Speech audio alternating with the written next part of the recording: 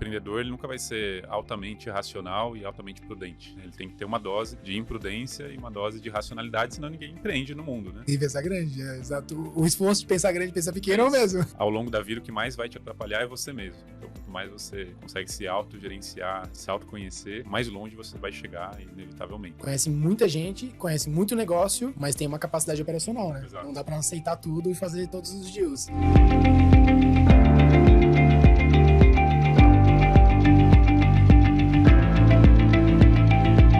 Olá pessoal, eu sou o Jean Sacente, engenheiro civil, CEO e co-founder da Predialize, e esse é o podcast Jornada Construtiva by Predialize. Nos nossos episódios mensais, serei seu host e um bate-papo descontraído com convidados especiais do mercado da construção civil. E não vamos falar sobre técnica, coisa chata. Esse espaço aqui para realmente ouvirmos a história por trás dos profissionais e das empresas que impactam o setor da construção civil. Aprender quais foram seus aprendizados, seus erros e acertos e apresentarmos a verdadeira jornada construtiva que faz eles chegarem até onde estão hoje. Jornada construtiva, as histórias que constroem o amanhã. Senhoras e senhores, quarto episódio do Jornada Construtiva.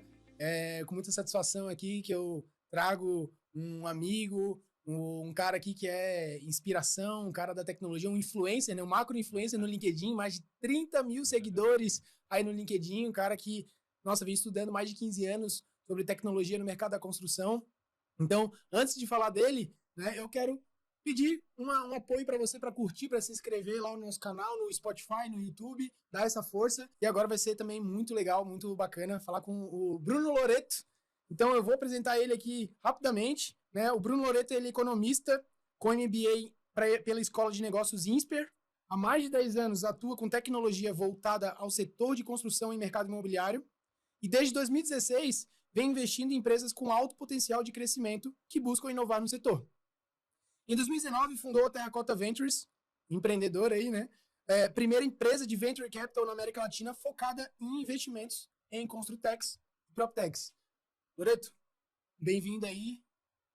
A palavra está contigo. Legal, né? Muito obrigado aí pelo convite, oportunidade. É sempre bom compartilhar, né, e aprender junto, contar histórias, acompanhar a trajetória, né, que cada um de nós vamos trilhando. Conta comigo. Show de bola. Cara, e aí a gente vai começar um pouco lá da tua infância, né? Onde é que tu nasceu? Como é que foi tua infância? Me conta um pouquinho lá das tuas raízes. Legal, cara. Eu sou da Zona Leste de São Paulo, né? Nasci em São Paulo, em 1989. Cresci em São Paulo até os 5, 6 anos e minha família mudou para o Sul. Vim crescer em Criciúma, Santa Catarina. A oportunidade de estar numa cidade tranquila, segura, com oportunidades. E ali, né, foi onde eu acho que começou muito essa trajetória que eu fui trilhar, né? Porque os pais vieram para trabalhar. Meu pai veio trabalhar numa indústria de fliperama. Então ele era técnico, né, em eletrônica, ele trabalhava numa fábrica em São Paulo, aqui ele veio trabalhar num cliente. Então meu contato foi desde cedo com esse mundo dos eletrônicos, né? Então estava sempre ali jogando, testando as máquinas, tinha essa oportunidade de estar próximo dele. E aí em dado momento ele migrou para a informática, e aí eu comecei a ter contato com o mundo da informática por conta dele. E aí com o tempo experimentei, né, um pouco alguns papéis, né? Então cheguei a aprender a programar, vi que não era para mim. Aprendi um pouco da parte de hardware. Isso quantos anos? Comecei a mexer com isso, tinha 12 para 13. 12 anos já começou a programar ali. Comecei a mexer com computador, tinha computador em casa o tempo todo. E aí vi que programação, não era... Talvez hoje em dia com IA eu me daria bem, mas naquela época errar uma vírgula e ter que saber onde que essa vírgula estava errada, cara, não era para mim. Entendi. Com hardware, trabalhei um tempo, mas vi que manutenção não é um pouco que teria projeção. Desenvolvimento de hardware também envolveria de alguma forma uma parte técnica que não é o que eu mais gostava. Então eu sempre tive muito contato com esse mundo da tecnologia, como usuário, como um curioso, mas não encontrava um papel técnico nisso, né? Depois cheguei a trabalhar com web design, cheguei a ter site, blog, mas via que não é aqui que vai ser a minha carreira. Mas eu sempre tive em paralelo, né, uma curiosidade, um interesse muito grande pelo mundo da economia, o mundo dos negócios. Então eu era um jovem, criança, adolescente que gostava de ver a sessão de economia do jornal. Porque não era muito comum naquela época que tinha jornal ainda. Né? Mas tu teve alguma influência, assim, de algum familiar, dos pais? Não, era uma coisa muito natural, assim, eu gostava de ver os filmes, os executivos, aquele mundo dos negócios, sempre me chamou a atenção. E aí, enfim, naquela época era só curiosidade, né? Não exercia nada profissionalmente, não tinha tanto acesso à informação como hoje tem também, né? Era muito mais abundante. Então era só uma curiosidade, uma paixão que de alguma forma me influenciava. Paralelo a isso, né, naquela fase ali dos 14 até os 16, tive uma fase de atleta, jogava basquete, né, competia pelo time da cidade, então esse lado competitivo, disciplina, treinamento, foi uma coisa que eu aprendi e valorizei bastante, né, nesse período. Mas em dado momento optei por realmente me dedicar aí a escolher, né, uma profissão, uma carreira e ir para a faculdade. Escolhi fazer economia, cheguei a avaliar engenharia, mas não gostava muito das matemáticas, das exatas. Sim. Mas todo teste vocacional me direcionava para engenharia, acabei fugindo da engenharia. E aí vim estudar na UFSC, saí de Criciúma, vim para Floripa. Em Floripa, então, fiz federal, onde no fim me encontrei, porque o curso de economia, né, ele acaba sendo um curso bastante abrangente, que tem um lado, né, mais exato e um lado mais sociopolítico, ciências políticas, ciências econômicas, e que te dá uma visão bastante abrangente de mundo, de possibilidades, de negócios. E aí, ao mesmo tempo, né, logo no início da faculdade, eu já comecei a trabalhar na Softplan. Então, conectou tecnologia com o mundo de negócios no setor de construção civil. Né? Então, meio que falo que os astros, né, se alinharam para eu acabar me envolvendo com as três coisas que eu tinha alguma aptidão e algum direcionamento natural. Né? E aí começou uma trajetória profissional. Boa. E ainda falando da família lá, quais princípios e valores tu mais aprendeu ali com a tua família? Eu acho que o que eu via dentro de casa nunca foi uma jornada empreendedora, né? Eu não via como uma jornada empreendedora. Eu via meus pais batalhando para conseguir um sustento, uma melhora de qualidade de vida. Hoje, depois de muito tempo olhando para trás, eu via a mudança que a gente teve na nossa vida quando meus pais fizeram esse salto para deixar de trabalhar para alguém para empreender, né? Então, eles abriram, né, a própria empresa, uma microempresa, e de fato foi onde a gente teve uma qualidade de vida muito melhor, um acesso à educação melhor. Então, organicamente eu vivi isso, mas eu não interpretava isso como um movimento empreendedor. Depois, né, estudando e estando nesse mundo, que eu olho para trás e vi como fez a diferença, né? E passei a valorizar mais isso. Mas o que eu vi ali era muito o princípio de se dedicar, se esforçar, de trabalhar, de correr atrás, né, de não ficar esperando por nada, criar o seu caminho, né? E de estar atento a essas oportunidades, né? Então, isso que eu descrevi foi o que eu vi dentro de casa. É uma adaptação, né, de sair do mundo da eletrônica, dos videogames, que depois foram sendo substituídos por outras tecnologias, depois ir para a informática.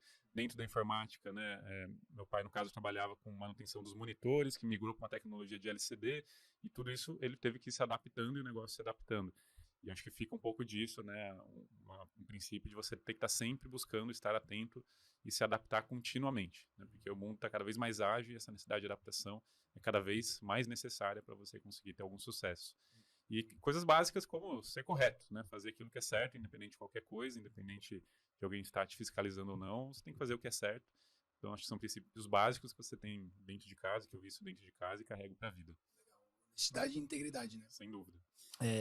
E a tua mãe então trabalhava com teu pai? Como é que era assim? Ela no início trabalhava, né? Na verdade, meu pai veio para trabalhar para uma empresa, ela abriu uma locadora de jogos, né? Aquele espaço que tinha para ir lá, a pessoa jogava, pagava por hora. Legal. Então, ou eu estava ajudando ele testando o fliperama, ou eu estava ajudando ela lá na lojinha brincando nos videogames, né? Aí depois de um tempo ela fechou, e aí acabou se dedicando um período como dona de casa, até que ele abriu o negócio e eles começaram a trabalhar junto. Ela ajudava mais a parte administrativa e ele na parte eletrônica. Então acabou que eles seguiram juntos aí durante essa trajetória como empreendedores. Legal. E para o mercado de trabalho, né? Quando tu entrou na economia e aí todos os testes lidavam para engenharia, tu ficou com algum receio? Será que eu escolhi certo? Será que eu estou no lugar certo? Tu tinha alguns medos, alguns receios durante a graduação ali?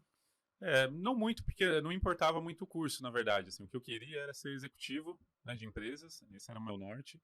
Aí eu entendi quais os caminhos para isso, que eu poderia fazer engenharia, direito, administração, economia, basicamente isso. Qualquer um deles me levaria para a mesma direção. Então não importava tanto para mim um curso, tanto que eu comecei a trabalhar muito cedo e a faculdade levei assim, o mínimo necessário, né? Então aproveitei muito pouco. Tanto que no MBA depois eu fui aproveitar muito melhor, em termos de realmente aprender coisas que eu já tinha tido na faculdade e não tinha maturidade para entender a relevância daquilo, ou para realmente me dedicar a estudar para aquilo. Quando você trabalha junto à faculdade também, até o tempo fica mais escasso. E aí, como eu comecei muito cedo, né, quando eu estava no segundo, terceiro ano de faculdade, eu já estava na empresa também tendo uma carga de viagem, né, de compromissos profissionais. o que reduzia ainda mais a atenção para a faculdade. Então, não tinha muita essa preocupação. A faculdade, para mim, era só um rito de passagem. Para mim, não fazia muita diferença no destino. Então, tu já estava na Softplan ali no terceiro, quarto ano de faculdade? Primeiro semestre. Final do primeiro semestre, eu já entrei na empresa. Então, a primeira empresa já foi a Softplan? Não fez nenhum estágio, nenhuma... Não, nunca fiz processo seletivo na vida, exceto esse da Softplan. Muito boa. Essa eu não sabia. 100% de aproveitamento. Cara, animal. E aí, o MBA foi quando? Depois aproveitei para ir para o México, estudar o mercado do México. Então foi minha primeira experiência internacional, foi quando eu conheci o Airbnb. Até então ninguém falava de Airbnb. Sim. Então foi uma experiência bacana nesse sentido, talvez um dos sonhos que eu tinha e realizei, né, de passar um mês em Manhattan. E ali, naquela época, eu voltei então provocado de o que eu vou fazer. E aí, como eu não tinha aproveitado tanto a faculdade, eu tinha a clareza de que eu queria fazer um MBA forte, uma instituição forte. E aí fui ver as opções, fui ver os caminhos fora do Brasil, dentro do Brasil. Acabei optando por fazer em São Paulo, porque era mais fácil conciliar com o trabalho, e escolhi o INSPER por ser uma escola muito voltada ao mundo dos negócios, mercado financeiro, com uma metodologia muito voltada à prática, né, experiência de campo, não só a teoria. E aí dei esse passo, então, de começar o MBA, que eu fazia quinzenalmente, viajava para São Paulo e passava o final de semana lá estudando, durante 2 anos. Legal, cara. Pô, bacana essa história. E aí, na Softplan, assim, como que foi essa experiência, assim, já muito novo, né? Tem muitas responsabilidades, crescer, como é que foi essa trajetória profissional, mas assim, por trás, cara, como que era o teu emocional ali? O que né, se tu tinha alguns receios também, se tu tinha algumas preocupações, ou tu já começou a ter essas visões de futuro? Fala um pouquinho aí.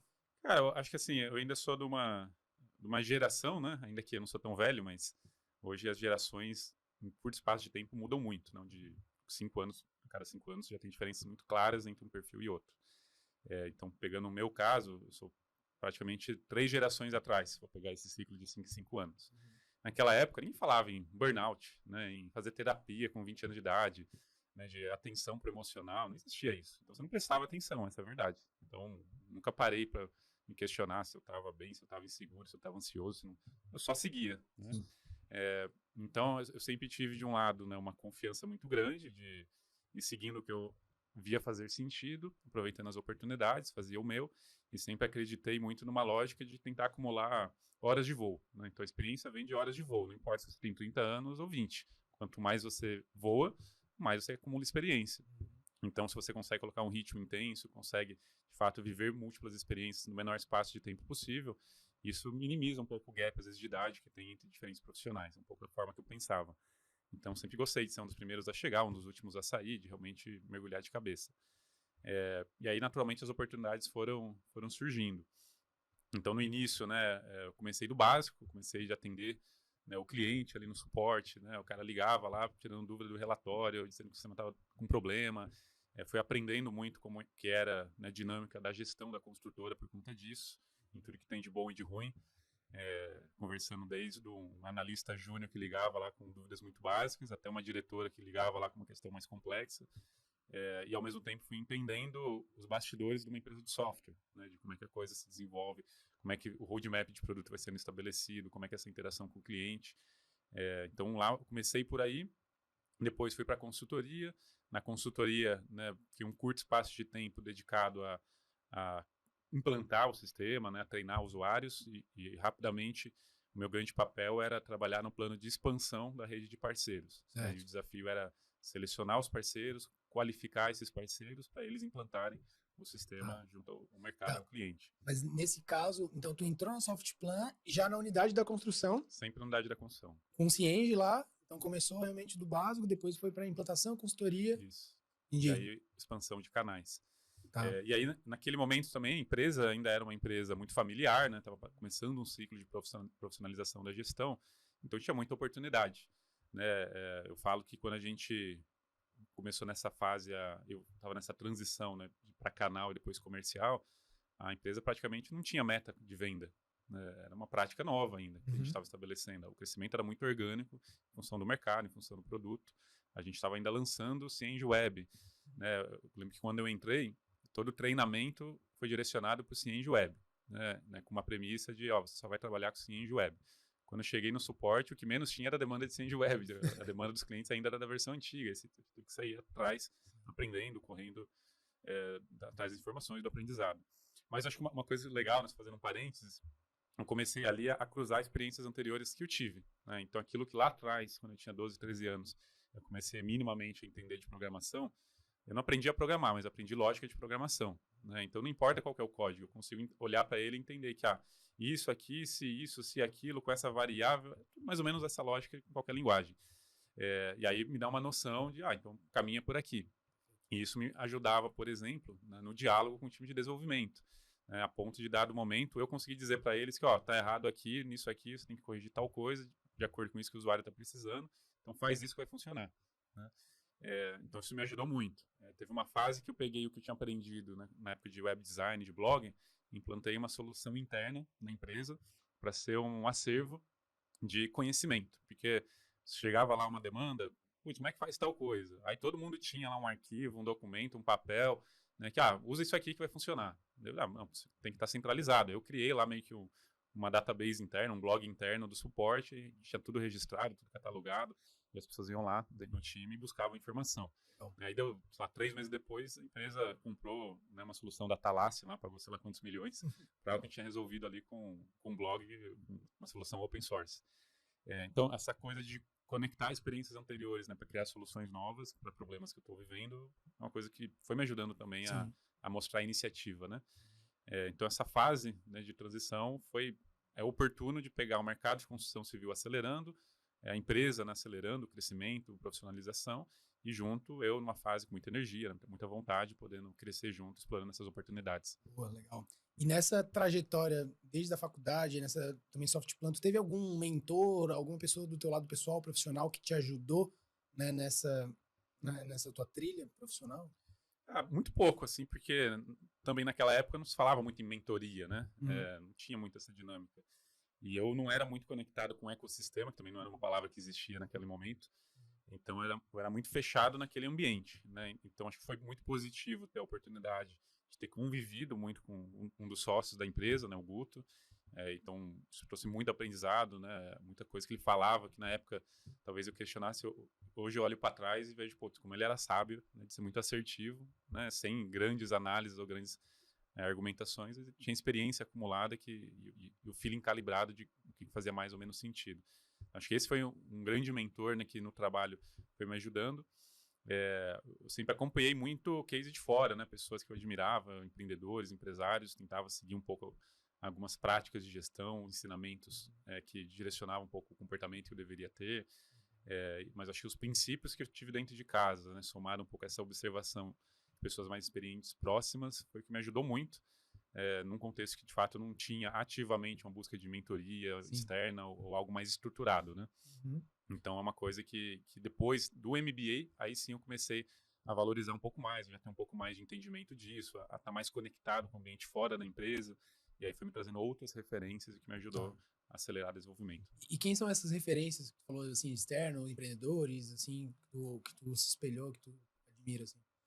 Na época, eu sempre fui fã da Apple, então Steve Jobs sempre foi alguém que prestava muita atenção. Em técnicas de gestão, né, Jack Welch sempre foi um símbolo também de pragmatismo e disciplina com gestão de empresa. Porter em estratégia. Então, acho que são autores que, na medida que eu ia lendo e acompanhando, ou empreendedores que eu ia vendo os caminhos que eles trilhavam, o que direcionava muito do que eu passava a tentar trazer para a minha prática, né? Especialmente na medida que eu fui assumindo o papel de liderança, você tem que começar a evoluir no aspecto de gestão. Então, fui muito nesse sentido. Em alguns casos, né, buscar metodologias, né, playbooks, de certa maneira, que te ajude a trilhar alguns atalhos, né, como quando eu fui para a área de vendas. Né? Então, a primeira coisa que eu fui buscar é que tem de metodologias de vendas para vendas B2B, para tentar partir não do zero, né, de muito legal, o que é um framework aqui para tentar seguir um framework. Então, um pouco do caminho que eu fui buscando. Legal. E tu foi um dos, assim, criadores, jogou tese, né, para Softplan do Construtech Ventures, né? Me conta um pouquinho dessa história, junto com o Marcos Anselmo ali também, né? E foi aonde a gente se conheceu. Depois até se puder conectar, né, como que a gente se conheceu e tal. Falar um pouquinho dessa história. Cara, legal, assim, a empresa deu muito espaço, né, para a gente propor projetos, para a gente propor um caminho de inovação. Isso aconteceu numa época, ali crise do Dilma II, né, 2014, mais ou menos por aí, onde eu, na pessoa física, já estava no momento incomodado, né, no sentido de pensar passos maiores de carreira, como que eu poderia me envolver com coisas novas. Porque dentro de uma organização, você fica restrito àquilo que a organização quer e àquilo que o produto da organização proporciona. E eu comecei a ver que, putz, eu vi uma série de oportunidades lá na ponta que a organização ou não tinha interesse ou não tinha capacidade de dar vazão. Então, foi uma coisa que veio me incomodando. Eu tive também uma característica exceto quando eu entrei na empresa, eu fui para a área de atendimento, eu sempre fui atuar criando uma área nova, né? Então, eu fui atuar nessa frente de expansão de canal que não existia. Eu fui depois atuar em relação com o cliente, que hoje seria um CS, que também não existia. Depois eu fui fazer um papel de gerente regional que não existia. Depois uma área de inovação que não existia. Então, sempre fui um intraempreendedor nesse sentido, de criar coisas novas para resolver desafios estratégicos. E aí, esse incômodo, né, de estar sempre buscando coisa nova, me levou a buscar, a partir do MBA, conhecer um mundo novo, né? O INSPER é muito conectado com o mercado financeiro e com o ambiente empreendedor, tanto que a Endeavor ficava dentro do INSPER. Então, lá eu fui vendo todo um mundo novo que mostrou uma projeção de possibilidades, né, que me fez começar a refletir e querer participar disso. Então, participei do Startup Weekend, aí conheci um outro universo de ecossistema de inovação, do mundo das startups. Na pessoa física, fui me envolvendo com isso, cheguei a montar, né, uma startup, um side project com os colegas. E isso tudo, em algum momento, convergiu com o mercado de construção em crise, Brasil em crise, a empresa tinha desacelerado o crescimento, e aí é um momento propício para tentar caminhos novos. E aí, nisso, eu era um dos caras que provocava, de cara, vamos por aqui, vamos por ali, vamos tentar fazer isso, vamos tentar fazer aquilo. Então, de novo, a iniciativa me trouxe a oportunidade de, ok, então você está propondo um caminho, vai lá, o que você faria? Aí disso, a gente conseguiu, né, em dado momento, aprovar, né, um projeto de criar uma frente de novos negócios. Nessa época, eu e o Marcos já trabalhava muito juntos. E a frente de novos negócios envolvia, né, M&A, envolvia parcerias estratégicas, envolvia inovação aberta com startups. E aí comecei todo um trabalho, então, de mapear o que existiam de startups, o que seria a tese para a gente investir, o que faria sentido participar ou não. Então, no primeiro momento, foi atuar como um corporate venture, né, investindo em startups do mercado, que tivessem sinergia, de alguma forma, com a empresa. E aí, depois de pouco tempo, né, eu diria que, sei lá, 6 meses depois, já ficou claro que tinha muito pouca startup, né, no Brasil, no nosso setor, para sustentar uma tese de investimento, conseguindo diversificação, construir todo um portfólio. E a maioria do que tinha ainda era muito imaturo, né? Então, estava todo mundo começando, né? Então, Prevision, acho que não tinha nem nascido ainda, estava nascendo em seguida com a WeLob, né? Na época, a Conas tinha também 1 ou 2 anos de estrada, a Amber talvez era a referência das Construtex, Tec Verde, no quinto andar, que ninguém conhecia, Loft nem existia ainda.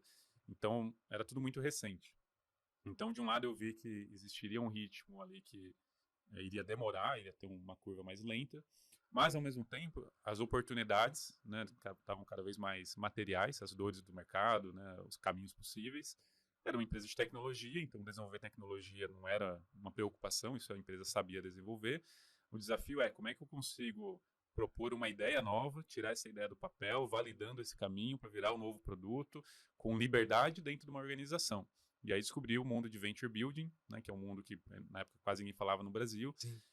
E aí fui estudar os modelos que tinham, né, conheci case dos Estados Unidos, da Europa, cheguei aí para Londres, visitar algumas empresas, Madrid, Lisboa, e fui vendo que de fato era um formato para você criar startups, né, de forma repetida. Então, fazer isso várias e várias vezes. E ali mostrou um caminho de que é possível você criar startups ao invés de ficar esperando startups surgirem até alguém ter sinergia com você. E aí, então, nasceu a ideia de amarrar o Construtec Ventures, né, com Venture Building e investimento em startups no setor de construção. E aí, na época que a gente se conheceu, nesse processo de recrutar, né, empreendedores que quisessem embarcar para criar negócios do zero junto com a empresa. E com um desafio que numa empresa como essa, né, qualquer módulo que você faz para o Cienge, para o seu produto atual, algum faturamento minimamente relevante você vai ter, porque você tem uma base de cliente muito grande. Então, eu lembro que, sei lá, um módulo ruim do Cienge faturava 200 mil por mês, uma coisa desse nível. E era visto como um módulo que deu errado, né? Então, para você criar um negócio do zero, no mínimo tinha que dar mais resultado do que um módulo ruim, né? Senão não fazia sentido. Mas o mercado estava demandando isso, né? O mercado, quando eu comecei, ele valorizava o RP ter todas as soluções, ter todos os módulos. E nessa época já era diferente, né? Você estava na busca da melhor solução para o seu problema. Não importa se era 1, 2 ou 10 startups te atendendo. Então, a gente foi vendo o ERP, de certa maneira, ser atacado por todas as direções e o usuário cada vez mais empoderado, né? Antes, aqui em cima, o dono da empresa tinha que aprovar a contratação de um ERP, processo super burocrático. Naquela fase já não, né? Você baixava um aplicativo, você ia usando, assinava lá por R$100 por mês um produto e você ia testando. Depois a empresa descobria que você estava usando aquilo. Sim. Né? Então inverteu o processo. E aí começamos essa jornada de trabalhar um ciclo de Venture Building. Cara, não, foi assim, para mim foi um baita aprendizado, né? Entrar lá no Construtec Ventures, né? Trabalhar na Softplan, um prédio parecido com o do Google, né? Um gigantesco lá em Canasvieiras. Eu olhava assim, nossa, cara, que privilégio, assim. E até bem jogo aberto, assim. Na época até, cara, a gente fez quase um processo seletivo, né? Uma sabatina comigo. Eu lembro que eu fiz a metodologia DISC, né? Eu tive que responder as perguntinhas, deu Auto D, Auto I. Isso aí. E até, cara, o que tu viu lá em mim pra acreditar, né? Acreditar que eu poderia criar uma unidade, né? Uma startup lá dentro desse modelo de Venture Builder. E até uma das coisas que eu reparei quando eu entrei, assim, eu era um dos mais jovens dentre dos empreendedores, dos founders que tinham lá no núcleo, né? Tinha muita gente com muita experiência, até executivos, já tinham saído de empresas, assim. Eu estava saindo de uma startup, né, da Conas, para ir para essa jornada. O que tu viu em mim, assim, para acreditar? O que a gente precisava, né, era, acima de tudo, alguém que tivesse a cabeça empreendedora, né? Então a gente não estava buscando funcionários, a gente queria alguém para criar negócios e lidar com o desconforto de uma jornada empreendedora, ainda que tivesse ali um ambiente de corporação. Então, o DISC só tangibilizava isso, né? O teu lado empreendedor, era um cara de execução, ao mesmo tempo de liderança, de pessoas, de intuição. Empreendedor, ele nunca vai ser altamente racional e altamente prudente, né? Ele tem que ter uma dose de imprudência e uma dose de racionalidade, senão ninguém empreende no mundo, né? Então, a gente queria isso, né? E acho que você demonstrava essa característica. Eu acho que a idade em si não era um fator que a gente avaliava, né? Tem que ser mais novo, tem que ser mais velho, não era a questão. Eu acho que o fato também de já vir, né, do mercado de construção, de ter uma noção do mercado de construção, ajudava também num ciclo de adaptação para mais rapidamente a gente chegar em algum lugar, né, até já de aprendizados de outros founders que a gente teve. Acho que é um pouco do que chamava a atenção. Você sempre teve esse lado empreendedor, né? A sua iniciativa lá com aquela marca de tinta, como é que chamava? A Paint Case. Paint Case. É isso que a gente busca, né? Esse olhar de caras que estão querendo empreender, seja dentro de uma organização, seja fora, mas o espírito empreendedor está dentro de você, né? E no final, a Paint Case eu acabei vendendo, né, como uma licença de produção para Condor, né? Então eu dei meu mini exit ali, onde eu ganhei ali um dinheirinho recorrente das vendas que a Condor faz lá com o produto, né? Então também foi uma experiência bacana, assim, de tratar com uma empresa gigantesca aqui de Santa Catarina, né? Então foi bem legal. Mas eu acho que na Conas eu vi muito essa paixão por tecnologia, né? E aí foi lá no Construtec Ventures, nossa, reafirmou mais, assim, meu propósito de já ser engenheiro civil, mas já ter trabalhado na Odebrecht lá um tempo e tava nessa questão da Lava Jato, né? Então, assim, muitas oportunidades aqui no Brasil se fecharam. Eu falei, cara, posso ser talvez um baita engenheiro, mas talvez não é o meu propósito, não é? Eu quero realmente deixar um legado e talvez é através da tecnologia que eu vou deixar esse legado para a construção civil. E não sendo um engenheiro, não desmerecendo o engenheiro civil, né? Que é super importante, mas eu entendi que precisava mais e eu acho que, cara, a Softplan, você, o Marcos, super me provocavam também para sair fora da caixa, né? Sair da cabeça do engenheiro e usar esse meu lado empreendedor ali. Então foi muito bom, assim. É uma das coisas que marcou minha vida mesmo, né? E te agradecer aqui por acreditar, né? Acreditar em mim, acreditar lá que eu poderia estar fazendo isso, né? Então, e uma das coisas, um dos problemas que também a gente entendeu lá, né, no Reforma Feita e tal, foi nos problemas do pós-obra que no final surgiu a Predialize, né? Então, estudando, imersando nesse problema. Mas falando dessa também jornada que a corporação, depois de um tempo ali com o Construtec Ventures, a Softplan mudou um pouco a estratégia, né? E acabou que a área também foi se posicionando de uma maneira diferente. Foi aí que talvez eu queria entender, assim, como tu tem um lado mais racional, cara, passou por essa transição, cara, como é que foi essa jornada de sair realmente de como executivo e começar a montar ou estruturar a tese do Terracota Ventures, né? Então, me conta essa transição, como é que foi isso? Assim, do lado da corporação, né, o que é a grande motivação estratégica? No final a gente poderia ir por um caminho de crescimento inorgânico, comprando concorrentes diretos, que é uma forma de você crescer inorganicamente quando o crescimento dentro de casa fica mais difícil de fazer sozinho. Você sai comprando concorrentes e vai aumentando sua penetração. Não era o caminho que a gente acreditava como o caminho mais acertado, né, de simplesmente comprar o teu concorrente direto. A gente acreditava no caminho mais de buscar soluções complementares ou descobrir outros produtos que pudessem ser iguais ou maior que o Cienge, ainda que não tivesse uma relação direta com o Cienge. Só que isso era um papel em branco, né, de quais movimentos a gente tem que fazer, quem que a gente tem que comprar, em quem investir.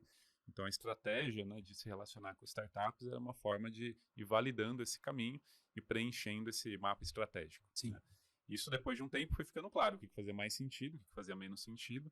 E aí, naturalmente, você tem que dar o passo seguinte. Agora, eu não preciso mais abrir N iniciativas, apostando em micro iniciativas. Agora, eu preciso apostar em algo que mexa a agulha. Né? Então, eu preciso fazer um movimento grande, onde eu já sei que, cara, para cá que eu vou e a minha estratégia vai seguir por aqui. E aí, o M&A vai ganhando peso e as iniciativas menores vão sendo menos relevantes para uma estratégia da corporação. E aí você vai enxugar o que você tinha, porque você já sabe o que você quer. Aquilo que é mais sinérgico, que você quer manter, você avança. Aquilo que não é, você descarta. Então é tão simples quanto isso. Ao mesmo tempo, é claro que depois de, sei lá, 2, 3, 4 anos, vai tendo desafio dentro da corporação também, de como é que você lida com iniciativas que são muito longo prazo quando você precisa de resultado de mais curto prazo. Né? Então o ciclo de uma startup é um ciclo longo para fazer alguma diferença numa empresa gigante.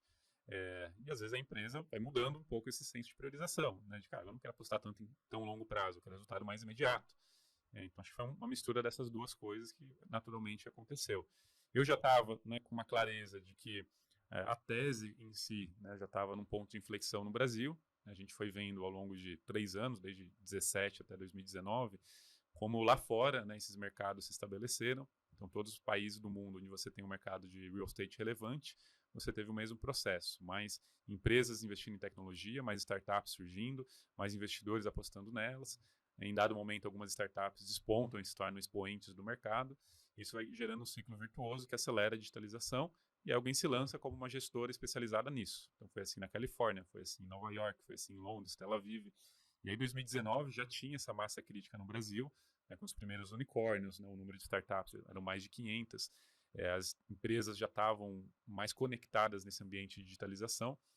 Então, a gente via todos os sinais de que havia a oportunidade de alguém ser um player, né, focado nessa vertical. E aí decidi sair, então, para empreender. O que foi um movimento que eu não saí, na verdade, para empreender. Eu saí para seguir uma tese que, para mim, já tinha todos os sinais que fazia sentido. E foi até uma possibilidade de fazer isso enquanto soft plan, né, de meio que fazer um spin-off e criar uma gestora de investimentos do grupo ou ligada ao grupo, né? Mas isso saía totalmente da estratégia e do core da empresa, que é uma empresa de tecnologia, queria ser uma empresa de tecnologia. Sim. Então eu segui esse caminho, né, independente, né, junto com meus sócios, porque eu acreditava na tese, né? Então falo que é uma continuidade natural do que a gente já vinha fazendo. Se eu acreditava antes, não tem porque não acreditar depois, independente do caminho que a empresa queria seguir, né? E aí acho que entra um pouco também o DNA empreendedor, né?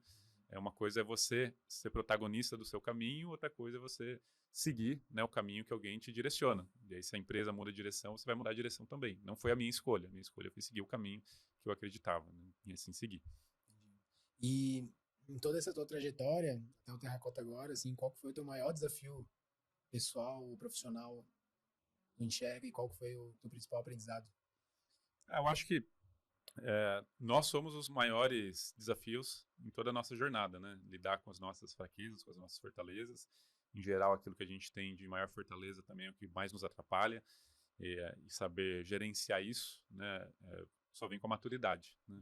Então, sem dúvida, eu falo que eu sou o meu maior desafio, né? E falo para todo mundo que ao longo da vida o que mais vai te atrapalhar é você mesmo. Então, quanto mais você consegue se autogerenciar, se autoconhecer, mais longe você vai chegar, inevitavelmente. Então, esse é um desafio constante. E aí ajudou, né, lá no início, ter estado no ambiente de uma corporação que dá muito suporte, né, com ferramentas, com treinamento, com trabalho de autodesenvolvimento, com coaching, mentoria. Tudo isso foi me ajudando, talvez, a acelerar um ciclo de maturidade, que sozinho, se eu tivesse empreendido desde os 20 anos, com certeza eu teria batido mais cabeça. Mas depois, quando você sai, e no meu caso, né, eu não saí vendo que eu faria uma jornada empreendedora. Eu saí vendo que eu iria executar uma tese que eu já tinha começado. E só depois de uns 2, 3 anos que eu entendi que eu estava numa jornada empreendedora. E aí, quando você se vê enquanto empreendedor, você começa a ter que colocar em prática tudo aquilo que eu falava nas mentorias para as minhas investidas, né? Então, as mesmas dores, os mesmos problemas, a mesma montanha-russa emocional. E aí, acho que foi um novo ciclo, né, de 2, 3 anos para cá, da gente se reconhecer enquanto empreendedor. E ok, então, como que eu faço disso uma empresa de sucesso? Legal, levantei o fundo, investimos, mas a empresa por si só tem que perdurar, né? Então, como é que a gente cria esse caminho?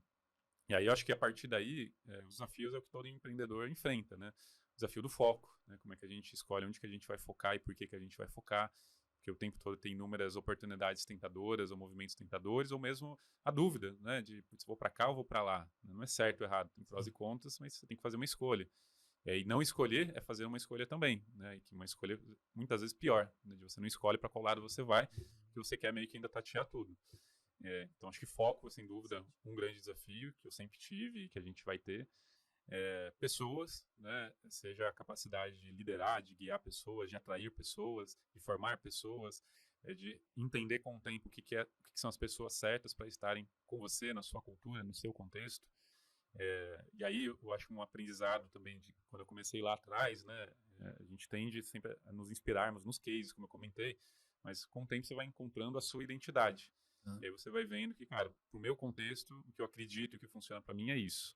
Então pode ter uma coisa lá do Steve Jobs, pode ter uma coisa do Jack Welch, uma coisa do Michael Porter, uma coisa do Eric da RD, mas não é simplesmente seguir o playbook de qualquer um, né? Reconhecer o que faz sentido pro meu contexto. Sim. Mas no geral tem sempre um 80-20, né? Com o tempo eu fui vendo também que tem 1000 coisas que você teria que fazer para seguir o playbook, né? Do empreender, da liderança. Cara, se fizer uma meia dúzia de coisas que você sabe que é o certo, já resolve 90% dos problemas e já é 90% melhor do que a maioria de quem está no mercado.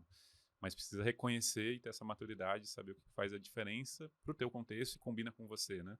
Então, para mim, as dificuldades vieram muito nesse sentido, né? De lidar comigo mesmo, foco, pessoas, e aí disso vem os desafios de negócio, que é intrínseco a cada situação. Né? Legal, legal. Coisa que tu mesmo falou ali, me chamou a atenção, é isso, né? Que tu dava as mentorias para os empreendedores e aí agora tinha que aplicar tudo, né? Realmente... É fácil falar para você focar, né? Mas uma coisa é você Exato. Assumir isso, okay, no que eu vou focar. Exato. Né? Então, mentorar é sempre mais fácil, né? Dar opinião é sempre a coisa mais fácil que tem. E cara, voltando aí também na tua história pessoal, falando 100% de aproveitamento, lá no Softplan, tu conheceu, né, tua esposa, né? E aí, como é que foi essa história, assim? Como é que foi? Daí depois também teve gravidez, né? E eu acho que foi nesse momento de virada também, né? Quase saindo. Cara, que imagina assim, quando... hoje eu não tenho filho ainda, né? Meu sócio teve aí o Arthur, né? Tá com 1 ano, né? O Rodrigo Brabo, meu sócio ali. E depois que você já tá empreendendo, cara, não tem volta, né? Mas assim, acho que ter um filho e depois ir empreender, eu acho que é um desafio ainda maior, né? Porque, cara, enquanto é só você, ou só você e sua mulher, cara, tu consegue controlar o risco, tu consegue tomar um pouco mais de risco. Quando tem a família, né? Esse risco tem que ficar um pouco mais controlado. Então, fala como é que foi essa sensação, como é que foi essa história, né? De amor lá que veio lá da corporação. De fato, a gente se conheceu na empresa, né? E trabalhamos não no mesmo time, né? Mas no mesmo ambiente durante alguns anos. E isso acho que é legal, porque de um lado, né? É fácil para um lado entender o outro no aspecto profissional, na disponibilidade. Está todo mundo mais ou menos inserido no mesmo contexto, então isso facilita um pouco. Acho que atritos que talvez a gente teria por trabalho, disponibilidade ou coisa do tipo, a gente não teve. Então isso foi fácil conciliar. Em dado momento também acho que foi legal, porque as experiências que ela passava me traziam aprendizados, as experiências que passava traziam aprendizados para ela. Eu falo que minha maior contribuição para o ecossistema de inovação foi ter inserido ela no ecossistema, porque depois ela, né, participou ativamente da comunidade Startup Weekend, foi organizadora, mentora. E para ela foi pessoalmente positivo, para o ecossistema criou todo um efeito positivo. Virou referência em CS, né? Virou referência na área dela, depois em produto. Então, nada por acaso, né? E de fato, quando ela engravidou, né, eu tinha recém saído da empresa, né? Eu lembro que eu saí em 2019, e aí eu fui para Londres, passar 2 semanas lá, tinha um evento e aproveitei para estudar o mercado lá, e recebi a notícia quando cheguei lá, né? Então, de fato, foi um marco assim, de sair para empreender, virar pai. E não senti tanto a questão da responsabilidade em si. Eu acho que naquele momento você não consegue, às vezes, antecipar, né, o que de fato é a paternidade. Tem um processo até você assimilar. Ainda que eu já tinha um enteado, então já era padrasto, mas é um processo que você vai assimilando de forma diferente com o passar do tempo. E aí esse senso de responsabilidade eu sempre tive muito apurado, né? Então, especialmente no meu caso, né, não foi uma coisa que mudou uma chave ou algo do tipo. Eu acho que o que de fato impacta é você redefinir suas prioridades, né? Então, aquilo que antes eu tinha de ser o primeiro a chegar na empresa, o último a sair, quando eu tenho um filho, a agenda é em função do filho, né? Então, ok, o que eu tenho de responsabilidades aqui com o filho e minha agenda vai se adaptar em função disso, né? E aí, de novo, é claro que precisa dessa relação de parceria, né, do casal para um complementar o outro, entendendo, né, que eu estou num contexto empreendendo, ela está num contexto trabalhando com uma empresa americana, e a gente precisa ter um plano conjunto para a coisa funcionar. Às vezes é muito mais difícil se os dois estivessem empreendendo, né, ou se um está empreendendo e o outro não respeita isso, não valoriza isso. Mas o filho vira a agenda principal, né, e aí o teu tempo passa a ser muito mais escasso, mas também te leva a ser muito mais produtivo, né? Eu não consigo comparar o que era antes de ter filho. Eu não sinto que eu trabalhava menos, ou que eu trabalhava muito mais. Eu sinto que a minha intensidade é a mesma. Mas hoje eu entrego até mais resultado do que eu entregava antes. Eu faço muito mais coisa do que eu fazia antes. Então, de certa maneira, ter menos tempo também te leva a usar melhor esse tempo, né? E aí eu acho que isso é o impacto que fica da paternidade, assim, de você realmente passa a repriorizar algumas coisas e valorizar melhor onde você aloca a sua energia. Beijo, Mari, beijo, Sofia. Sigam o canal. Siga o canal. Dê um joinha. Faz o jabá lá, isso já ajuda. Opa, vamos lá. Quero lembrar que esse podcast é uma realização da Predialize, a plataforma que está transformando o pós-obra em um legado humano e imobiliário, conectando pessoas, lares e negócios, através de soluções inovadoras. Predialize, plataforma de soluções pós-obra. É uma pergunta bem abrangente, assim, mas o que é sucesso para você e se esse conceito mudou ao longo da tua jornada? Eu acho que sucesso tem muito a ver com o que faz você sentir, de um lado, deixou um legado, né, construir um legado. É um pouco a minha ótica do que eu penso sucesso, e isso é muito pessoal, né, naturalmente, pode ser diferente para mim, para você, mas tem um pouco a ver com isso, com um legado onde você fez a diferença, onde que você, né, contribuiu. Acho que esse é um drive para mim que representa sucesso, tanto que para mim é sempre um incômodo, e isso direciona até o caminho que o negócio vai tomando. Às vezes participar de um negócio e investir num negócio que eu não contribuí, que eu senti que eu não contribuí. Posso ganhar muito dinheiro, mas não me realizou, né? E às vezes isso é comum, você pode investir às vezes numa startup, cumprir o seu papel enquanto um investidor early stage, investidor anjo, investidor seed. A empresa, por N motivos, tem N pessoas também para ajudar outros investidores, pode ser que o seu papel em si não foi tão relevante, e pode virar um unicórnio, dá super certo, você ganha muito dinheiro, mas me traz realização, né? Às vezes me traz mais realização, às vezes onde eu nem ganho dinheiro em si, né? Mas eu sinto que eu contribuí e sou mais reconhecido nessa contribuição. Então, sucesso tem muito a ver com isso, né, ao meu ver. E acho que com o tempo que muda, leva um tempo até você melhor filtrar, né, esses elementos do que realmente você valoriza ou não, né? Talvez lá atrás, com certeza, o lado financeiro era mais claro, era mais conectado na questão do sucesso, a projeção, né, de crescimento numa empresa, né? Eu tinha o target de ser CEO de uma empresa. Com o tempo, você vai vendo que, você não está disposto a abrir mão disso ou daquilo, ou de, né, fazer esse sacrifício, então você vai melhor interpretando o que é o sucesso, né? Mas para mim passa muito por isso, por sentir que eu estou fazendo a diferença, deixar um legado, sentir que eu realmente contribuí de alguma forma. Nessa linha também de sucesso, assim, tu tem clareza do teu propósito de vida? Hoje, quando eu penso em propósito, eu divido entre, de um lado, eu gosto sempre de estar adquirindo novos conhecimentos, né? Então me inspira tudo que tem oportunidade de trazer um lado intelectual, de certa maneira. A gente está aprendendo coisa nova, eu sou inquieto nesse sentido, não vai ficar muito tempo na mesma coisa. Então faz parte de um dos pilares que eu busco. O segundo está muito ligado a isso, né? Essa questão de sentir que eu fiz a diferença, de sentir que eu contribuí de N maneiras possíveis, e querer participar daquilo que realmente vou ser relevante, né? E tem um outro aspecto que eu gosto que é aumentar a escala desse impacto de alguma forma. Quando fala escala, seja em fazer projetos maiores ou em dimensões maiores desse impacto, ou um alcance maior, né? Então, hoje eu estou num momento que eu tenho olhado muito para fora, né, de cara, como é que eu consigo ter impacto em outros países, em outras culturas, em outros ambientes, como que eu consigo fazer negócios maiores, como é que eu consigo impactar em mais negócios. Então, essa questão da dimensão também está muito ligado à minha busca do propósito. E que me leva a uma autocompreensão com o tempo de que eu nunca vou estar satisfeito. O meu perfil não é, em algum momento, estar satisfeito. Eu sou sempre um cara inconformado, né, insatisfeito em alguma medida. E aí, de novo, né, o que às vezes é bom, às vezes é um problema, mas eu estou sempre buscando mais nesse sentido. Eu sempre quero qual que é o próximo passo, difícil chegar e ficar tranquilo, né? Eu não sou o cara que quando a gente fala de família em si, eu não coloco isso como um propósito ou como algo à frente disso ou daquilo. Para mim, a família faz parte quase da nossa identidade, né? E vira um elemento que para mim vira inegociável, né? Então, da mesma forma que hoje para mim saúde, né, atividade física, né, alimentação, são itens que faz parte, né, do que eu preciso cultivar para ser a minha melhor versão. E família é um pouco isso, né? Com o tempo vai se tornando inegociável. Então, nem coloco nesse pacote. Mas claro que administrar tudo isso é sempre um desafio, né? Da mesma forma que às vezes a gente falha, né, na atividade física, porque a gente acabou, né, por um período priorizando alguma coisa, sobrecarregou, ou ficou com preguiça, whatever. Às vezes com família a gente falha também, né? Porque a gente precisa voltar para os eixos, corrigir, e esse é um processo constante de autodisciplina, né?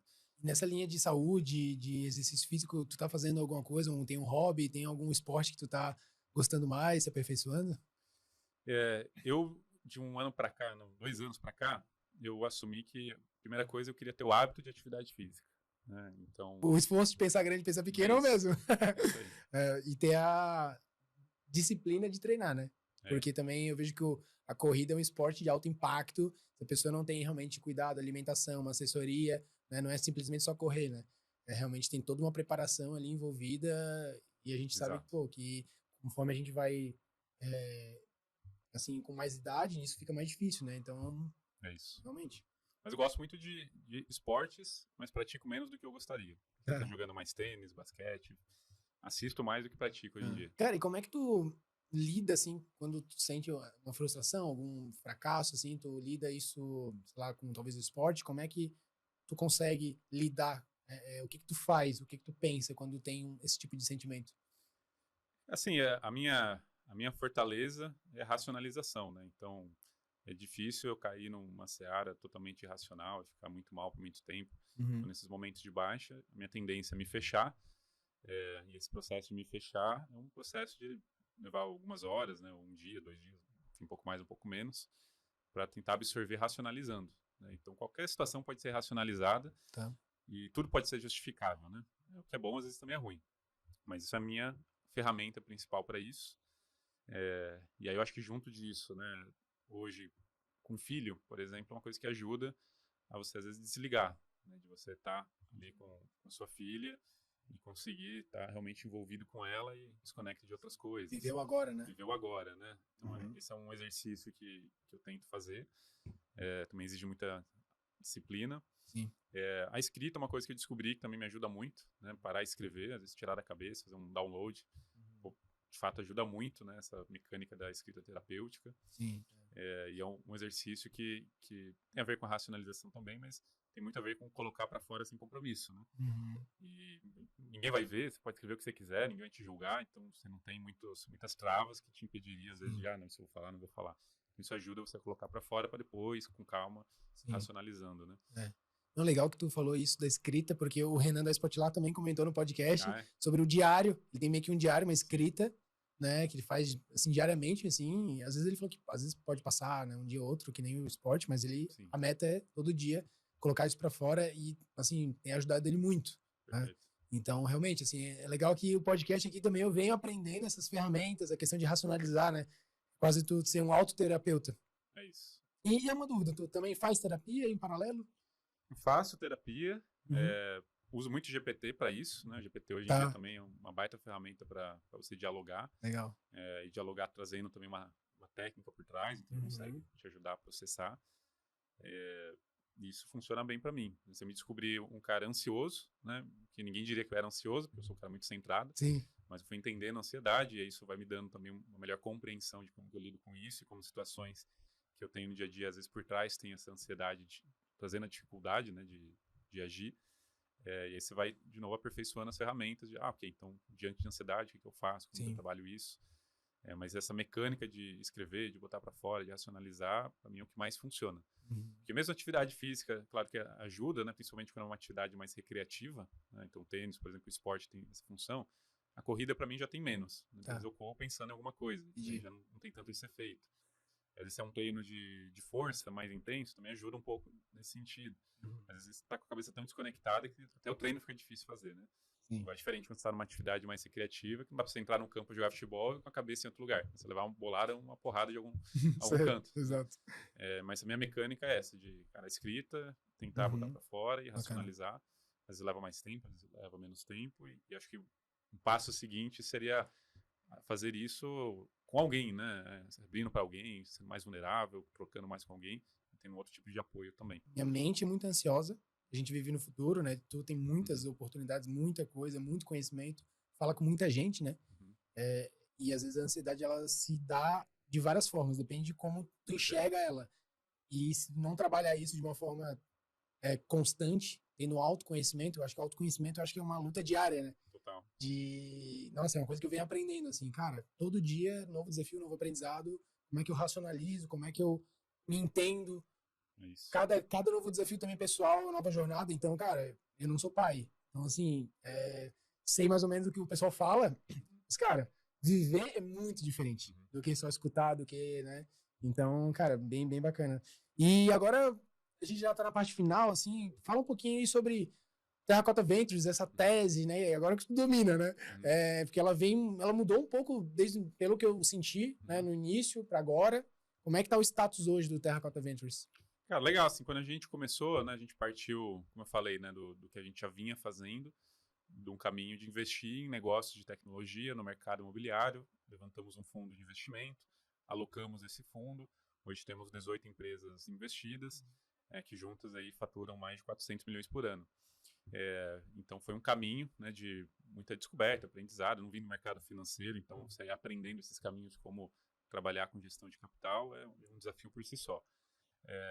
Em dado momento, a gente foi de um lado, né, se conhecendo melhor enquanto gestores e vendo o que a gente gostava, o que a gente não gostava, e foi melhor entendendo o feedback dos cotistas, dos investidores, do que eles gostavam, do que eles queriam, o que era a proposta de valor que eles apreciavam. E aí conecta com o que eu falei antes, daquilo que eu dava como mentoria, aqui é diferente de trazer para a prática, né? Então, numa mentoria com qualquer empreendedor começando, eu vou falar, valide, né, qual é a dor, né, qual é a proposta de valor, escute feedback do cliente. O que foi esse feedback de todo mundo sempre, né? Desde ainda da época de Construtec. O pessoal elogiava, né, o conteúdo que a gente gerava, os estudos que a gente fazia, a forma que a gente trazia os insights, as provocações que a gente fazia. Esse sempre foi o grande diferencial nosso. E é isso que a gente escutava dos cotistas, né? Eles queriam ouvir da gente as teses, queriam a opinião, queriam os direcionamentos, eles queriam beber dessa fonte para fazer os seus negócios. Muito mais isso do que o investimento. O investimento foi o caminho que a gente deu. Você quer participar do nosso ambiente, bota aqui 1 milhão, participa no fundo. Então muita gente entrou nessa seara. E aí com o tempo a gente já estava finalizando a alocação do fundo, estava discutindo próximos passos, e aí usando, né, o que eu sempre mentorava, né, cara, vamos ouvir o que o mercado está falando. Então a nossa fortaleza está aqui. Ok, então como é que eu ganho dinheiro com isso? Posso investir também, mas isso aqui é minha fortaleza, então tem que monetizar isso. E aí, então, fizemos um primeiro movimento, isso foi em 2023, onde a gente criou o Terracotta Insider. Então, o Terracotta Insider, basicamente, é o nosso clube, né, o nosso ecossistema para empresários do setor que querem acessar teses emergentes, inovação, novos modelos de negócio, esse aconselhamento que a gente acaba proporcionando, essa curadoria que a gente acaba fazendo e o networking, né? Então, isso é voltado para donos de consultoras, incorporadoras, investidores do mercado imobiliário, que basicamente era o meu cotista, né? Eu fazia isso para ele como RI, agora isso virou produto, né? E aí isso envolve, né, os eventos que a gente faz, isso envolve as imersões internacionais, aí envolve também, né, levar club deals, oportunidades de investimento individual, para o cara avaliar onde ele quer investir. Então, tudo isso faz parte de um pacote que ele paga um valor anual para participar. E aí, enquanto modelo de negócio, a gente foi vendo que o nosso modelo de negócio é community driven, é um modelo de comunidade, né? Que é hoje que está muito em alta nessa lógica de, cara, a partir de um núcleo, você vai desenvolvendo toda uma comunidade, um ecossistema ao redor, e tendo N formas de fazer negócio e monetizar isso. Então, essa é a essência do nosso modelo de negócio. A partir disso, o que começou a acontecer? Esse nosso ecossistema que tem, em geral, empreendedores e investidores, alguns mais de tijolo, outros mais de tech, começou a nos puxar para um passo seguinte. Aí, de novo, escute o cliente, escute o mercado, porque a gente vai lá e fala que a industrialização está num ponto de inflexão. Ele vai lá e explica o porquê, mostra os fatos, faz a conta, mostra para ele que, cara, é isso, não é daqui 10 anos, é agora. Ah, ok, como é que você me ajuda? Ele devolve a pergunta para mim. Como que eu te ajudo? Eu já te expliquei, cara, vai lá e faz. Né? Não, eu quero que você me ajude, eu quero que você me ajude a montar uma fábrica de casas, eu quero que você me ajude a levantar dinheiro para esse projeto de casas industrializadas, eu quero que você me ajude a entender com quem que eu me parceiro, eu quero que você me ajude, cara, qual que é o melhor modelo de negócio. E aí a gente foi sendo provocado, ok, então como é que a gente ajuda, né, esse empreendedor que quer dar o passo seguinte, botar esse negócio de pé, e aí já deixa de ser necessariamente uma startup. Muitas vezes é o dono de uma incorporadora, uma loteadora, é um empreendedor de múltiplos projetos e múltiplas situações. E aí, então, ano passado, a gente se propôs a fazer esse experimento. Né? Ok, então, e se a gente começar a participar de negócios que não são necessariamente equity de startup?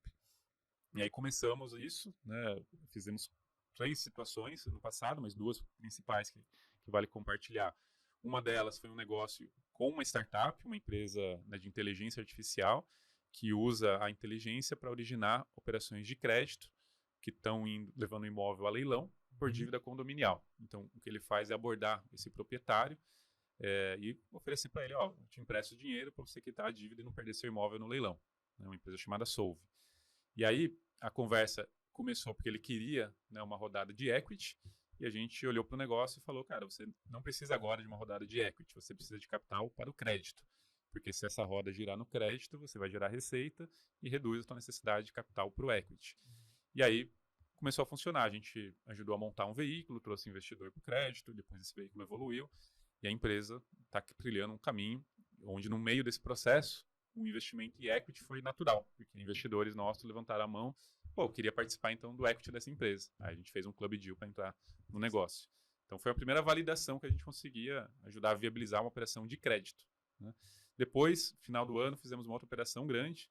A gente é investidor do projeto do João Viana, lá na Invisto, na Flórida, que é um projeto imobiliário, né, onde ele compra casas na Flórida, derruba, constrói e vende. Basicamente isso. E aí ele tem um fundo, né, que financia toda essa operação, com o target de entregar para o cotista desse fundo uma rentabilidade em dólar, né, que pode bater aí mais 16%. O que a gente fez? A gente entendeu a tese, né, uma tese imobiliária, e organizou, né, um club deal para levar investidores nossos para entrar nessa operação. Né, e essa operação levantou quase o mesmo do que meu fundo 1 de startup inteiro. Ou seja, mais uma validação de que, putz, tem negócio aqui. Então a gente assumiu esse ano que é essa direção que a gente iria seguir, de deixar de ser uma casa de venture capital para real estate, e ser uma casa de real estate que também faz venture capital, operações de equity, de crédito, não importa. O que importa é qual que é o negócio que tem na mesa e como que a gente contribui. E aí, mais recentemente, né, o movimento que a gente fez, a gente queria, ok, como é que eu empacoto isso? Né? Então, como é que eu ofereço isso de uma forma clara? E aí, então, a gente entendeu que existe uma lacuna no mercado, que o mundo do capital fala uma linguagem muito distante do mundo do empreendedor. Né? E assim como você vê isso no mundo de startup, no mundo imobiliário isso ainda é maior e mais contínuo, porque todo projeto você precisa de dinheiro. Então, o que a gente vê é que as grandes empresas resolvem isso profissionalizando a relação com o mercado de capitais. Eles montam uma área focada para isso. Mas empresas menores não têm necessariamente essa capacidade ou até uma demanda que justifica. Então, a gente criou dentro da empresa um braço de relacionamento com investidores as a service. Então, é o RI by Terracota. Então, hoje a gente consegue operar com uma área de RI que esse cara não tem.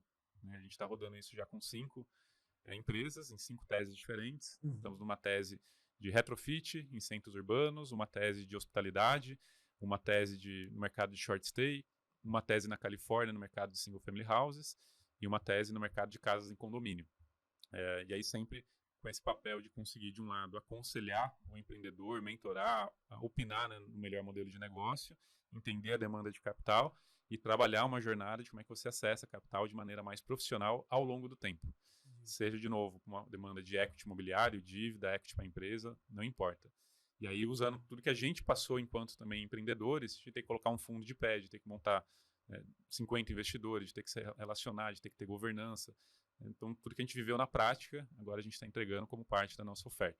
Então, a gente divide o negócio entre um braço de ecossistema / educação. Community, né? As a service, né? É um quase. Community, né? E aí disso tem o Terracotta Inside e outros microprodutos que a gente vai desenvolvendo. E o braço de gestão e estruturação de negócios, que o produto principal envolve a gestora de fundos e o RI as a Service. Entendi. Então, assim, isso eu entendi realmente. Então, esses veículos aqui, agora tu pega um take rate desses deals, então tu quase cria novos veículos de investimento, mas para negócios específicos e conecta com o teu ecossistema. Exatamente, e não é um veículo meu, né? É uma estrutura da empresa. Então a gente ajuda a empresa a ter uma estrutura para ela ter o capital, né, entrando no negócio da maneira mais adequada possível. E num modelo, né, onde parte da nossa remuneração, 70%, 80% da nossa remuneração, é reinvestido no projeto, nas condições do investidor. Ou seja, não é um modelo onde a gente é um estruturador que pega o dinheiro e sai fora. É um modelo onde 80% da nossa remuneração é investido porque a gente acredita na tese, acredita no negócio, vai estar junto. Entra no risco. E entra no risco, né? Que é o nosso DNA, né? De participar de teses, acreditar nas teses e multiplicar esse ganho investindo nas teses. Então, a forma que a gente montou. Nossa, isso tem tudo a ver com o foco que tu falou, né? Porque imagina, conhece muita gente, conhece muito negócio, mas tem uma capacidade operacional, né? Exato. Não dá para aceitar tudo e fazer todos os deals. Como que tá agora a visão dos próximos anos aí com Terracotta com relação, tem alguns números ou como é que é o planejamento estratégico de vocês para os próximos anos? É um modelo meio exótico, né? Sofisticado, mas é o desafio desses negócios baseado em comunidade e ecossistema, né? Seria muito mais fácil, talvez, se eu tivesse só um produto para um cliente, uma oferta, seria menos variáveis para gerenciar. Mas, por outro lado, essa vira a nossa grande fortaleza, o nosso diferencial. Então, quanto mais forte e maior esse ecossistema, mais isso é um ativo por si só. Já visto o que você vê hoje como negócio como o Grupo Primo, por exemplo, que empresa hoje gigantesca, avaliada em mais de 1 bilhão. Você tem negócios como o ecossistema do Flávio Augusto, né, montando toda uma rede né, em torno de mentorias e teses voltados à capacitação empreendedora, o G4 Educação. Acho que é um pouco do futuro de modelos de negócios mais modernos que a gente vê combinar ecossistemas para ser monetizados de diferentes formas. Dito isso, na nossa estratégia, o que a gente entende? Como você falou, tem que ter foco de alguma maneira, né? E onde que é o maior gargalo? É nessa ponta dos negócios, né? Eu não consigo atender 100 caras em qualquer tese, né, como um RI as a Service deles, ou estruturando operações para eles de qualquer forma. Essa ponta é menos escalável. Então, aqui é onde eu tenho que ter a régua mais alta de só colocar para dentro negócios que eu realmente acredito. Porém, no ecossistema, não. No ecossistema, eu posso ter N formas de N pessoas participarem. Então, um exemplo. A gente tem falado muito sobre fundo imobiliário, sobre as dores do fundo imobiliário. E às vezes chega um cara que ou ele é muito pequeno, ou ele ainda é muito imaturo, eu posso direcionar ele. Cara, comece a acompanhar o que a gente está escrevendo sobre fundo imobiliário lá no Radar Terracotta. Vai lá, toda semana vai chegar na sua caixa de e-mail, você vai começar a entender melhor o contexto do fundo. Aí, em dado momento, ele vai estar pronto para dar um passo seguinte. Ele, cara, você me ajuda agora? Depois, cara, não posso te ajudar agora. Mas faz o seguinte, participa do nosso bootcamp. Né? A cada X meses a gente abre um bootcamp, que é um programa imersivo de 4 semanas. Uma vez por semana você vai ter um call com a gente, com um cara de mercado, vai pagar um valor X. Ele participou do bootcamp, ele vai evoluindo em maturidade. Aí, em dado momento, talvez ele vai precisar de uma mentoria. Né? Cara, então participa agora da nossa mentoria. Aí talvez lá na frente ele vai estar pronto para um RI as a Service, ou talvez ele não precise de um RI as a Service. Então, o ecossistema é uma forma de manter o impacto e o alcance mais amplo para mais gente. E daqui, desse aquário, né, ir trazendo negócios para essa outra frente, que é menos escalável, onde precisa o cara estar mais pronto, a tese, né, tem uma régua mais alta, e de fato tem uma capacidade operacional que eu preciso escolher onde eu quero colocar energia. Entendi. E nesse lado de cá tem um corte, assim, cara, teses ou deals, cara, que a oportunidade de negócio é mais de tantos milhões. Existe alguma métrica assim? Cara, a gente não corta por tamanho do negócio em si, né? E aí uma característica nossa, às vezes eu tenho um negócio que a gente está trabalhando que tem uma demanda de 7 milhões, que é uma demanda pequena, tem outro que tem uma demanda de 250. Né? Se eu fosse só olhar essa métrica, eu só focaria nos negócios grandes, porque tem mais dinheiro na mesa.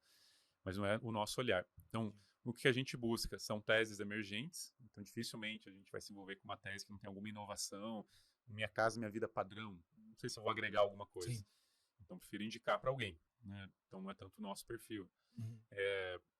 A gente busca, é claro, teses que têm um potencial de mercado grande, ainda que o negócio comece pequeno, porque a gente está entendendo que é uma opcionalidade. Se eu começo abraçando esse negócio agora, daqui, né, sei lá, 2, 3, 5 anos, que ele quiser fazer um fundo de 200 milhões, eu estou numa posição privilegiada para colocar isso de pé.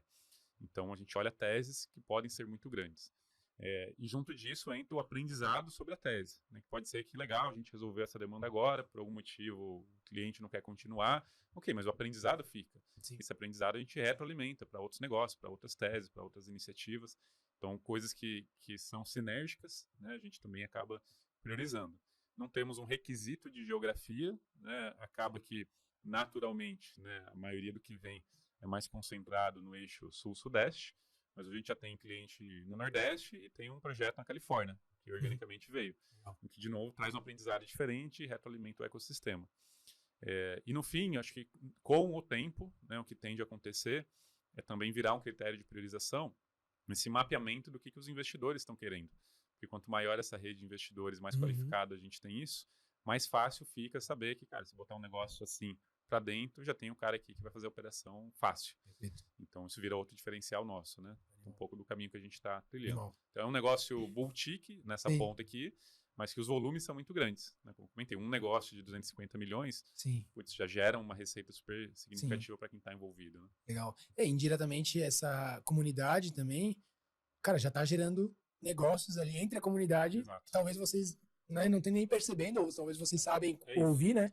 Então gira a roda. Então faz muito sentido. E faz parte, né? E aí, de novo, tem a ver com o propósito, né? Os valores. Uhum. A gente sabe que tem negócios que acontecem ali, a gente incentiva até e promove algumas conexões sem ganhar um centavo além do que o cara contratou. Sim. Então, o cara que participa lá no Insider, ele pode conhecer talvez um fundo de investimento que a gente apresentou, ou pode conhecer lá um outro empreendedor que vai virar sócio deles, vão fazer negócio e não vou ganhar nada. Porque a minha proposta e o que ele contratou foi participar do Insider. Se ali ele conseguiu conhecer pessoas, né, aproveitar o ambiente para fazer negócios, mérito dele. Animal. Se ele quer um passo a mais e quer a minha ajuda para estruturar, para estar mais próximo, para gerir essa relação, aí é um outro produto, que é uma outra situação. Então faz parte do conceito de comunidade. Claro. Cara, que animal a tese. E assim, ó, depois desse podcast, o Insider do Terracota vai bombar, hein? Por favor. Vai ter lista de espera. Eu sou um deles. Olha lá. Cara, pra parte final, eu também que domina, a gente já tá chegando nesse final, mas tá um papo muito legal, muito bacana, muito conteúdo, muito aprendizado. E a gente tem falado muito sobre o real estate, a prova de futuro, né? Quando a gente pensa, quando a gente olha para frente, se você quer criar um negócio resiliente, ainda que seja difícil cada vez mais prever o que vai acontecer, tem 5 pilares que você não vai escapar, que é como é que você trabalha o ativo imobiliário para incorporar serviços e mais valor no uso. Então aí entra a tese do Real Estate as a Service. Então você tem isso no Short Stay, você tem isso no Senior Living, você tem isso no Multifamily, você tem isso no Co-Living, no Coworking. São formas de você agregar valor para aumentar a monetização por metro quadrado. Perfeito. E reter o usuário. Então esse é um drive, o serviço conectado ao Real Estate. O segundo drive passa pela digitalização. Inevitavelmente, nós somos cada vez mais digitais, né, do que éramos 5 anos atrás, e vamos ser mais digitais daqui a 5 anos, com IA, sem IA, não importa, com tudo que estiver disponível. Então, saber aplicar soluções de digitalização em prol do negócio é outro requisito. O terceiro elemento é inevitável que cada vez mais a gente vai ter um contexto industrializado, né? Então, não vai ter mais disponibilidade de mão de obra como já teve, o custo cada vez maior, e a industrialização depende de escala, e essa escala está acontecendo e os custos estão cada vez menores. Então, está sendo competitivo hoje já você avançar em soluções industrializadas. Então, esse é o futuro da construção. Quarto fator, descarbonização, né? Seja pela oportunidade, seja pela obrigação, não vai ser mais aceito nos próximos 5, 10 anos construções que não sejam carbono neutro. E a maioria vai se movimentar pela obrigação. Então, vai vir a obrigação do lado do funding, que vai ter isso como requisito, vai vir a obrigação por fatores regulatórios, como já tem em algumas cidades do mundo. Então, você vai ter que aprender a construir de uma forma limpa. E o último fator, o capital. Você precisa dominar a engenharia do capital. Como que você acessa capital profissional, dado que o capital da poupança e FGTS vai estar cada vez mais escasso e restrito para um contexto popular. Então, qualquer produto que vai fugir disso vai ter que lidar com um ecossistema de capital mais exigente, mais robusto, com uma régua mais alta, e você precisa, de alguma forma, também se diferenciar para criar o seu próprio ecossistema de acesso a investidores, ou você vai ficar para trás. Então, são 5 grandes elementos e as tendências passam por isso. Sim. Então, mas tu não comentou sobre a inteligência artificial. Ela está no meio disso tudo? Ela está no meio da digitalização. Meio da digitalização. É o mecanismo da digitalização. Tá. Para a gente questionar a IA, é a mesma coisa de questionar. A gente deveria estar usando smartphone, deveria estar usando rede social. Para mim é um requisito, já não é mais questionável. Perfeito. Cada um vai encontrar o seu caminho, as ferramentas, mas isso já faz parte do nosso dia a dia. Hoje eu não faço nada na minha empresa que não tenha IA como copiloto. Legal. Seja de um artigo que a gente escreve, seja de uma ação de marketing que a gente produz, seja de um atendimento ao usuário, tudo tem IA em algum nível. Sim. Então, para mim, já virou um requisito e no setor vai ser da mesma forma. Cara, animal. Pô, esse das 5 tendências aí, dos 5 pilares, baita corte. Reflexão final. Vamos lá. O que tu gostaria de dizer pro seu eu de 10 anos atrás? Então, olha lá pra câmera. Fala aí, cara, o que tu falaria pro Loreto 10 anos atrás? Qual que é o conselho? É uma frase que eu absorvi, depois li o livro e eu levo para mim e recomendo pro meu eu de 20 anos atrás, de 10 anos atrás, que seja tão bom que você não possa ser ignorado. Né? Não existe falta de meritocracia em qualquer lugar que eu conheça, onde você tem alguém que era realmente fora da curva e não teve oportunidade. Todas as pessoas que eu conheci até hoje, todas as situações que eu vi até hoje, de pessoas que tiveram dificuldade em ter oportunidade ou algo do tipo, não eram as melhores pessoas, não eram as que mais performavam, não eram as pessoas que não conseguiam ser ignoradas. Então isso supera qualquer ambiente, né? Seja dentro do ambiente que você está, seja no ambiente externo. E acho que isso eu aprendi na segunda metade, né, dessa minha carreira, porque a primeira metade foi muito focado, né, dentro da organização, a segunda já muito mais aberta, está conectado com o mercado, e foi onde muitas oportunidades se abriram por conta de aparecer, de me destacar, de realmente buscar construir algo no máximo do que eu posso entregar. Eu tenho um livro justamente que fala sobre isso, né, do Cal Newport, que é So Good They Can't Ignore You. Então ele fala sobre, cara, seja tão bom que você não possa ser ignorado. E isso só depende de você. Então esse é o conselho que eu deixo para mim de 10 anos atrás, para todo mundo, e eu tento levar para os meus próximos 10 anos. Aulas, coisa linda, cara. Pô, baita aprendizado aqui, o episódio também que aprendi muito. Cara, quero agradecer. E como mensagem final também, se puder, onde é que a galera te encontra, comentar o teu LinkedIn aí, né? Talvez o teu Instagram também, para bater um papo, para quem quiser conhecer mais o Insider, né? Como é que, tipo, entra em contato. Fala um pouquinho das redes sociais. A gente é muito conectado, então, assim, quem gosta do tema real estate, inovação, novos negócios, tecnologia, acompanha o Radar Terracota, né? Pode buscar aí no Google, no ChatGPT, enfim, hoje é fácil de achar, assina a newsletter.